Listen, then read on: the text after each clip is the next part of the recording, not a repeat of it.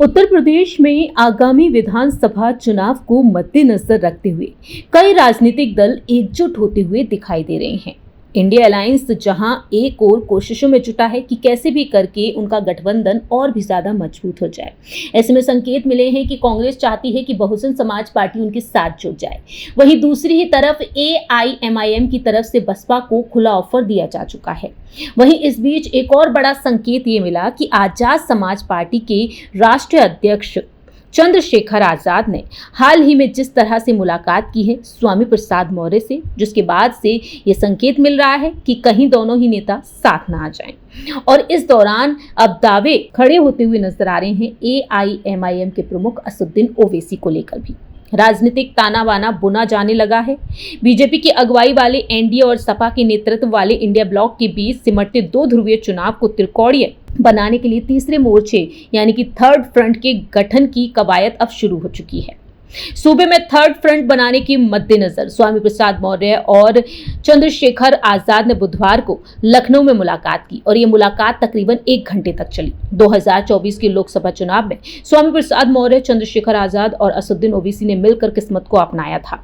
स्वामी प्रसाद मौर्य एक बार फिर से ओवैसी और चंद्रशेखर को लेकर आगामी विधानसभा चुनाव में किस्मत आजमाने का प्लान कर रहे हैं। सवाल यह है, एनडीए बनाम इंडिया ब्लॉक की लड़ाई को त्रिकोणीय बना पाएंगे?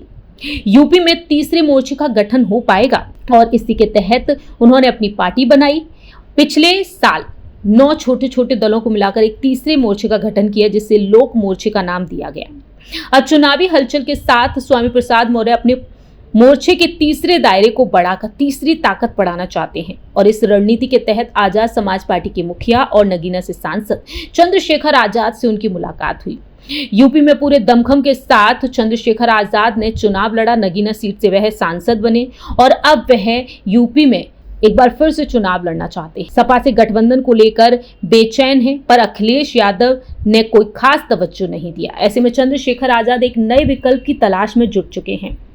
अब उत्तर प्रदेश में चुनाव के लिए सियासी बिछाद बिछाना शुरू हो चुका है। एनडीए और इंडिया गठबंधन से अलग एक तीसरे मोर्चे के गठन में जुट चुके हैं स्वामी प्रसाद मौर्य और चंद्रशेखर आजाद।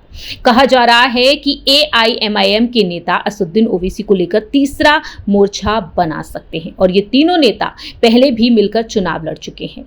अब यहाँ पर क्या सवाल खड़े होते हैं? दलित, मुस्लिम, ओवैसी कि केमिस्ट्री का प्लान क्या हो सकता है? इस गठबंधन के पीछे पॉलिटिकल केमिस्ट्री है। यह केमिस्ट्री दलित, मुस्लिम और ओवैसी के गठजोड़ को बनाने का है। ओवैसी का सियासी आधार मुस्लिमों के बीच है, तो चंद्रशेखर की नजर दलित वोट बैंक पर है और स्वामी प्रसाद मौर्य ओबीसी समुदाय की कोयरी जाति से आते हैं, जिसमें मौर्य, कुशवाहा, शाक्य, सैनी के रूप में जाना जाता है। ऐसे में यहाँ पर अगर तिकड़ी नजर आती है तो ये तिकड़ी कितने वोट बैंक को साध पाएगी, ये देखना काफी ज्यादा दिलचस्प होगा।